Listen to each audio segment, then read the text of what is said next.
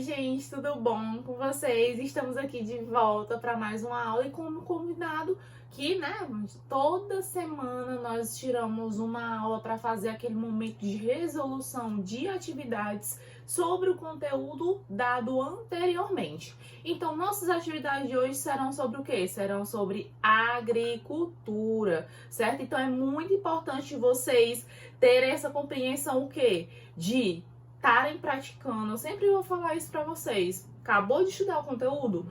Vai praticar esse conteúdo, certo? Porque é muito importante o praticar, o escrever, o ler, né? E o escutar. É todo um ciclo para que você consiga efetivar o processo de aprendizagem.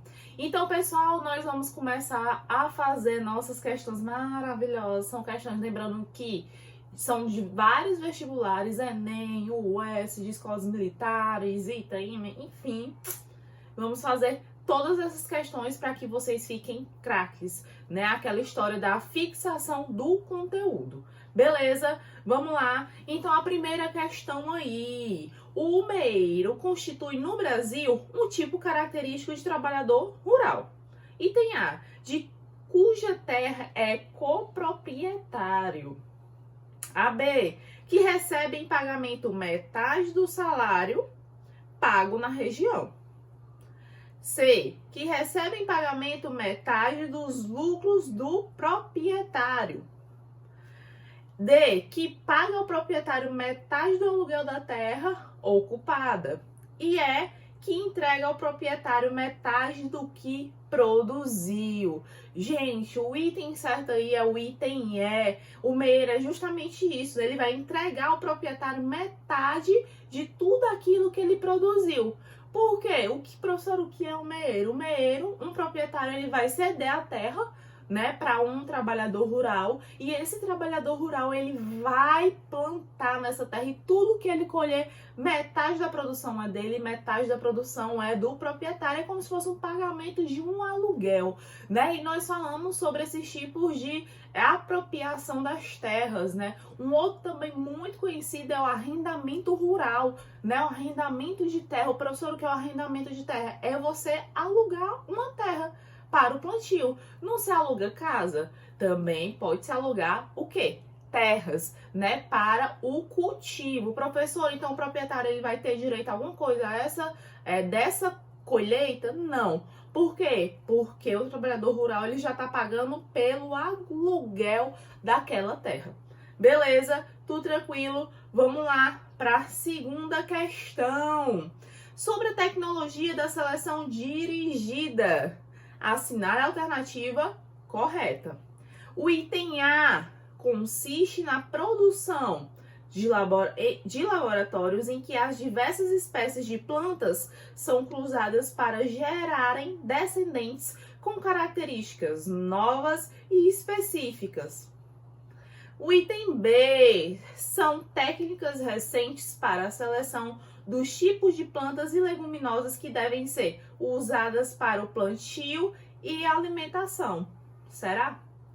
O item C é caracterizado pela inviabilidade financeira de sua prática, uma vez que o seu custo-benefício é elevado. Isso é certo, o custo-benefício, eu acho que mais, na verdade, o custo, né, é um pouco elevado, mas aí o benefício é muito maior do que é gasto, certo? O item D é o mesmo que engenharia genética. E o E é um campo de agricultura utilizado para a seleção de terras e os tipos de plantas nas quais as plantas mais adequadas a ela. Então, o que seria nessa seleção dirigida? Seria justamente aí o que vai, vamos ver o item A. Consiste na produção de laboratórios em que as diversas espécies de plantas são cruzadas para gerarem descendentes com características novas e específicas, né? Interessante isso daí porque nós estamos começando a falar sobre as sementes transgênicas, né? O que são, professor, as sementes transgênicas? As sementes transgênicas são aquelas nos quais são modificadas geneticamente, e nós já falamos sobre isso, são modificadas geneticamente para serem melhores, né, professora? Mas melhor em que sentido? Elas vão produzir um fruto maior em menor tempo e vão reduzir as taxas de probabilidade de que aquela semente ela tem o quê? Doenças, né? Então aí no final das contas, o que é que vai acontecer para o produtor? Ele vai lucrar mais, né? Porque ele vai ter uma plantação maior, né? Ele vai ter uma maior geração de renda. Então tudo isso vai contar nesse processo. Beleza?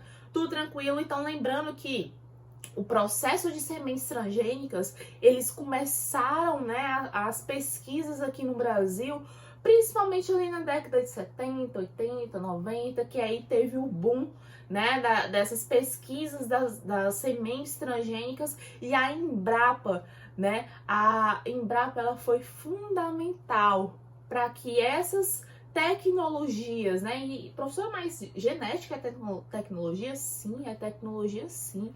São os avanços tecnológicos que vão mexer com a biomedicina que nós vamos falar, né? Que tudo que envolve os homens, né? O melhoramento genético da fauna, certo? Então, da fauna e da flora, né? Porque aí com a ajuda, na verdade, da Embrapa, esses estudos, né, e o desenvolvimento dessas tecnologias foram mais viabilizados, né? Eles se tornaram o quê? Mais populares. Foi possível que todos proprietários de terras tivessem acesso a um tipo de semente transgênica, por exemplo, né? Tornou mais barato, tornou o quê? Comercial esse tipo de semente.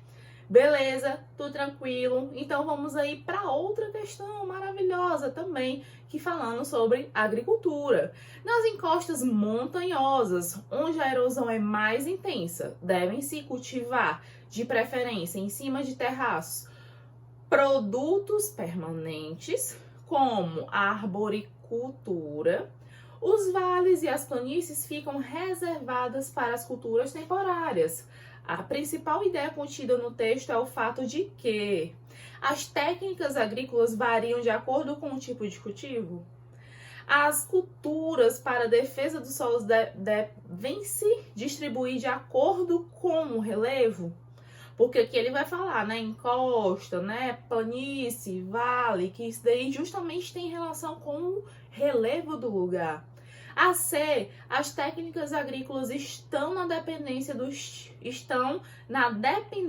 tipos de relevo. O item D, o relevo não pode interferir na escolha dos cultivos. O item E, a erosão é mais intensa nas áreas montanhosas do que nas planas. Vamos lá. O item A, as técnicas agrícolas variam de acordo com os tipos de cultivo. Mas isso é a ideia do texto? No texto ele está falando o quê? Nas encostas montanhosas, onde a erosão. Ele está falando em todo o processo da formação do relevo dessas áreas. Então essa daí já não é a certa. O B, as culturas para defesa dos solos devem se distribuir de acordo com o seu relevo. E é justamente isso, porque dependendo da cultura, você coloca em um relevo ou não. E aqui ele vai sugerir o quê? Que o desenvolvimento da arboricultura seja principalmente aonde? Nas áreas, né, como terraços, né, que aí a gente vai ter as encostas. Professora, mas por que árvores nesses lugares? As árvores tendem a ter raízes mais profundas. Se elas têm raízes mais profundas, elas tendem a se fixar melhor no solo, né? Então, com essa fixação, caso tenha algum movimento de terra, um pequeno deslizamento, ela vai conseguir o quê? Reter, por conta que as raízes são profundas. Diferente do outro tipo que ele vai falar aqui, ó, os vales e as planícies ficam reservadas para as culturas temporárias. E é justamente em planícies, por exemplo, culturas temporárias como o arroz, a soja, né? O arroz é muito comum isso em áreas que são alagadas, né? No Japão é tradicional isso, no Japão e na China, em áreas mais alagadas. Beleza, pessoal? Então, tudo tranquilo até aqui. Então, o item certo aí é o item B de bola. Ok. Vamos lá. Próxima questão. Assinale a alternativa que apresenta apenas características da agricultura extensiva. Professora, você não falou muito sobre a agricultura extensiva, vou explicar ao longo da questão, tá bom?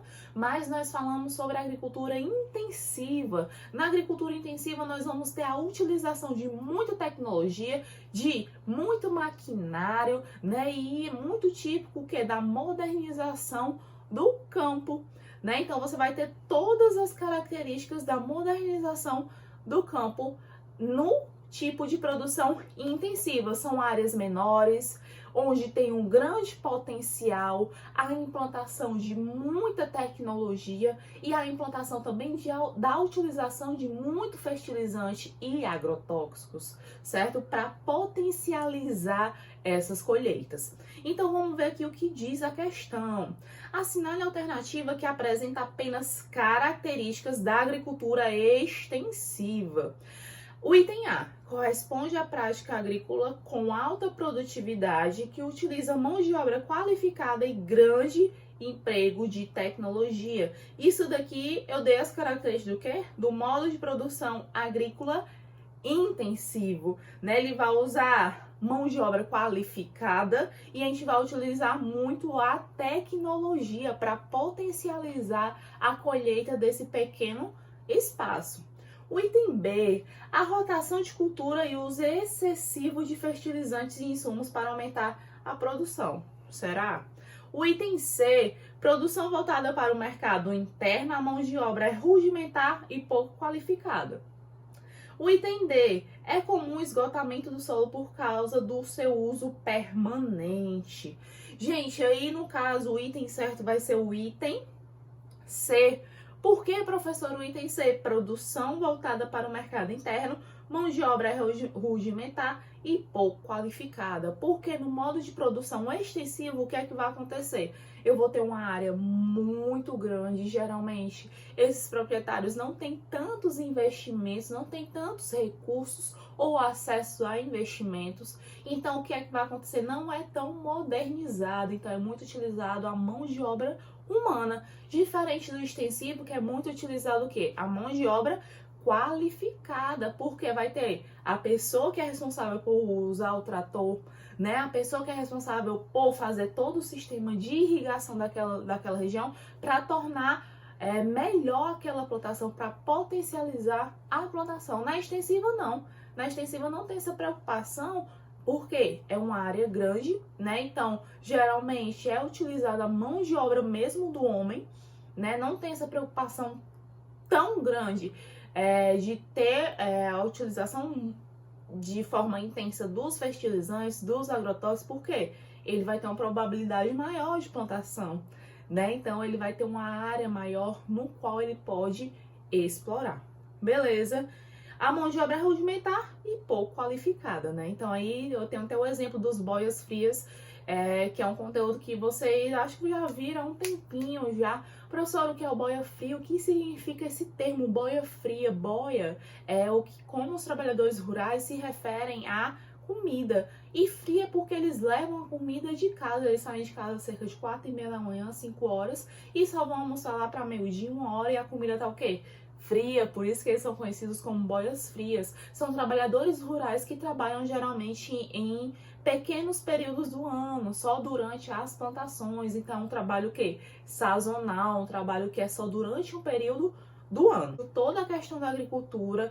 Na próxima aula nós vamos começar a discutir assuntos bem interessantes, né? E não esqueçam que esse processo de resolução de atividades é essencial pro aprendizado de vocês, né? Então, procurem questão de vestibulares, procurem questões que tenham a ver com o conteúdo que vocês estão vendo para conseguir fixar da melhor forma, certo? Então, pessoal, espero vocês na próxima aula e até lá. Um beijão!